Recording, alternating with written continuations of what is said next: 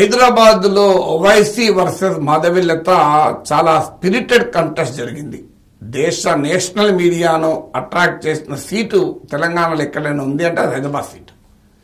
అసలు లీస్ట్ అనుమానం ఉన్న సీట్ రిజల్ట్ పైన ఎవరికైనా లీస్ట్ అన్ప్రెడిక్టబుల్ క్యారెక్టర్ ఉన్న సీట్ హైదరాబాద్. కానీ హైయెస్ట్ నేషనల్ మీడియా అటెన్షన్ వచ్చింది మాధవిలత. సో హైదరాబాద్ సీట్కి వచ్చింది thanks to Owaisi versus Madhavi Latha.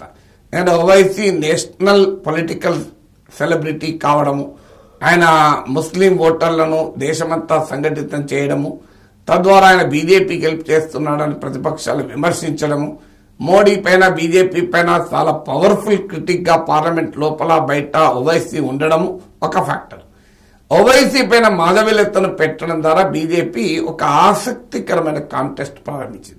మొదట్లో మాధవిలత పెట్టడం ఏంటి అని ఐబ్రోస్ రైజ్ చేసిన వాళ్ళు ఉన్నారు. కానీ at the time passes she was making lot of noises. అంటే తనను గుర్తించక తప్పని నాయిసెస్ ను మాధవిలత క్రియేట్ చేశారు. ఆమె కమ్యూనికేషన్ కానీ ఆమె ఆర్టికులేషన్ కానీ అది కొంత పొలిటికల్ పర్సెప్షన్ ఉన్న వాళ్ళకి ఇదేంది అని అనుకున్న వాళ్ళు ఉండొచ్చు. కానీ కామన్ మ్యాన్ కు ఓవైసీని వ్యతిరేకించే వారికి ఒక పవర్ఫుల్ వాయిస్ లాగా రిప్రజెంట్ అయ్యారు. అందువల్ల నా అంచనా హైదరాబాద్ లో కాంగ్రెస్ బీఆర్ఎస్ క్యాండిడేట్లు స్క్వీజ్ అయిపోతారు. ఎందుకంటే మాధవిలత ఒకటి మాత్రం సాధించారు, Owaisi versus Madhavilatha, MIM versus బీజేపీగా హైదరాబాద్ కంటెస్ట్ ను తీవ్రంగా పోలరైజ్ చేశారు. ఎంత పోలరైజేషన్ అంటే ఓవైసీని కావాలనుకున్న వాళ్ళు ఓవైసీకి వేశారు, ఓవైసీ వద్దనుకున్న వాళ్ళు ఏ పార్టీ అభిమానైనా ఇతర ప్రాంతాల్లో ఏ పార్టీకి ఓటేసినా హైదరాబాద్ లో బై డిఫాల్ట్ బీజేపీకి ఓటేసేలా ఈ కంటెస్ట్ మారింది. నేషనల్ మీడియా అటెన్షన్ కూడా ఇందుకు కారణమైంది. దీని ఫలితంగా హైదరాబాద్ అనేది ఒక నేషన్ వైడ్ క్యూరియాసిటీని జనరేట్ చేసింది. కానీ ఈ పోటీ ఎక్కడికి తీస్తుంది? కొంతమంది అసలు మాధవిలతనే గెలుస్తుంది, ఓవైసీనే ఓడిపోతారు అనే స్పెక్యులేషన్లు కూడా చేస్తున్నారు. అంటే ఈ హైప్ క్రియేట్ కావడం వల్ల కావచ్చు, లేదా వాళ్ళు అలా కావాలని కోరుకుంటున్నారు కనుక. చాలా మంది చేసే పని ఏంటంటే మనం కోరుకునేదే జరుగుతుంది అని చెప్తుంటాం. సైకాలజీలో ఇంట్రెస్టింగ్ థింగ్. సో మనం కోరుకుంటాం, మనలో ఒక భావన ఉంటుంది, అది నిజము అని మనము నమ్మడమే కాక ఇతరులు కూడా చెప్తూ ఉంటాం. చాలా మంది మనం కోరుకోవడం వేరు, నిజం వేరు. ఈ రియాలిటీ అండ్ పర్సెప్షన్ ను డిస్టింగ్విష్ చేసి చూడరు. అందువల్ల చాలా మంది చేసే మిస్టేక్ అది. So what I believe it is true అని, but what I believe need not necessarily be true. అందువల్ల ట్రూత్ చూసేటప్పుడు, రియాలిటీ చూసేటప్పుడు నీ బిలీఫ్ తో సంబంధం ఉండకూడదు. సో నాకు నచ్చదు గనక పలానా పార్టీ గెలవదని, నాకు నచ్చుతుంది గనక పలానా పార్టీ గెలుస్తుందని భావనలు ఎప్పుడు రాకూడదు. అందువల్ల పర్సనల్ ప్రెజుడిసెస్ వల్ల కూడా, అంటే మాధవిలత గెలవాలని కోరుకునే వారు కావచ్చు, లేదా ఈ బిగ్ హైప్ వల్ల మాధవిలతనే గెలుస్తుంది అని ప్రిడిక్షన్ చేసే వాళ్ళు ఉన్నారు. But it is an extremely difficult proposition. ఎందుకన్నా హైదరాబాద్ సీటుకున్న డెమోగ్రఫీ రీత్యా ఓవైసీకి క్లియర్ అప్పర్ హ్యాండ్ ఉంటుంది. అన్లెస్ ఓవైసీకున్న సపోర్ట్ బేస్ లో రివోల్ట్ వస్తే తప్ప.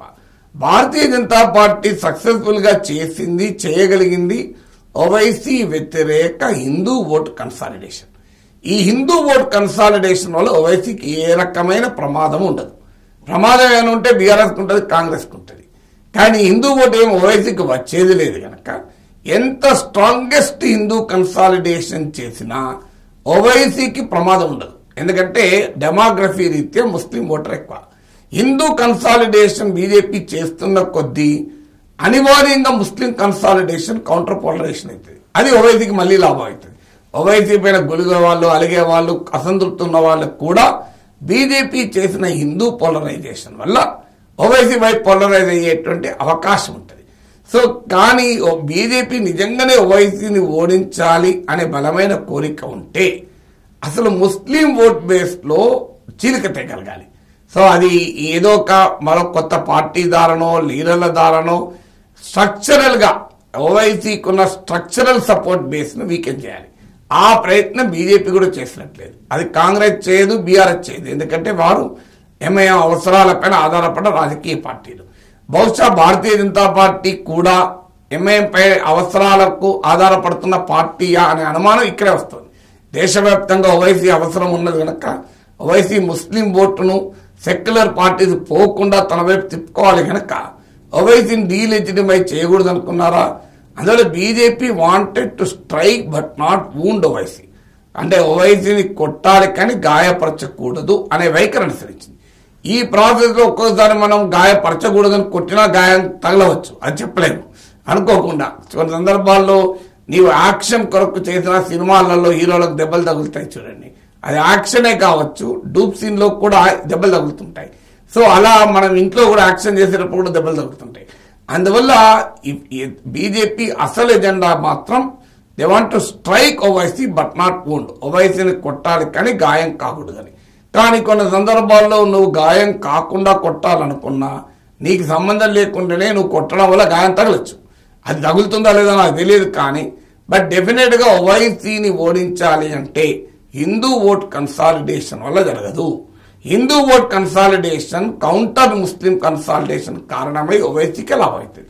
నిజంగానే బీజేపీకి చిత్తశుద్ధి ఉండి ఓవైసీని ఓడించాలనుకుంటే ఓవైసీకున్న ముస్లిం సపోర్ట్ బేస్ లో చీలిక తేగలగాలి. ఆ వర్టికల్ స్ప్లిట్ తేగలిగితేనే ఓవైసీని ఓడించగలుగుతారు.